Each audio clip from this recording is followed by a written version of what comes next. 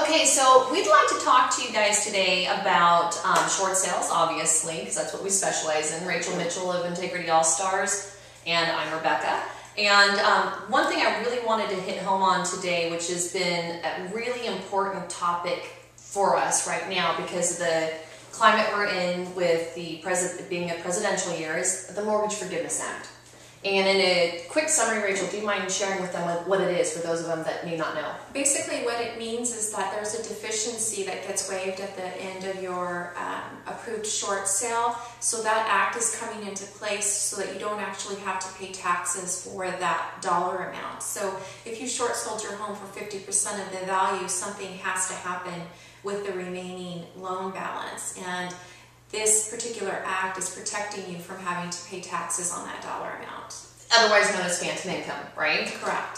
So basically what happened in 2007, the reason why we didn't know about short sales very much, before at the end of 2007, Bush on his way out of office signed the Mortgage Forgiveness Act. And so it was only actually good at that time from 2008 through 2010. Obama did extend it in 2010 through 2012. We're coming up in the next 6 months to see it expire. And everybody's saying that they think he's going to extend it again, but if they don't, obviously our concern are the folks that are in the midst of short sales thinking that they're not going to have to pay phantom income on what gets waived by the banks, and then in the end they may end up having to. A lot of our competitors are kind of throwing out there these scare tactics to get you guys to list your home sooner than later.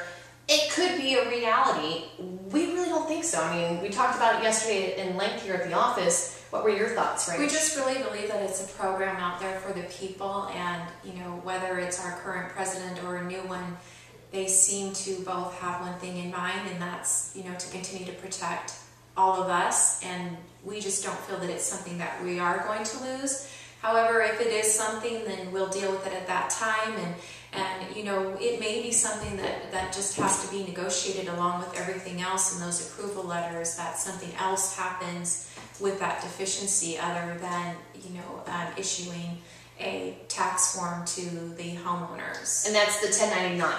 And so typically right now, if somebody does a short sale, the 1099, it's either A for abandonment or C for cancellation of debt. When it's a short sale, it's a C. And right now, if it's, there's a lot of criteria. I'll put the link on our website to the IRS so you can see exactly what it entails. But basically, it's the loan that you bought the house with. Right now, you don't have to pay taxes on it. If the postpone, or if they don't extend that Mortgage Forgiveness Act at the end of the year, what I'm afraid of is that we're going to have a huge rush of short sales come summertime because everybody's afraid it's going to expire. And so the time frames we see at the banks right now may be extended quite a bit. So if you're thinking about doing a short sale, it's probably better to do it sooner than later, just to protect yourself. But I don't know that I agree with everybody out there who is telling everyone that it's not going to be extended for sure, because we just don't know.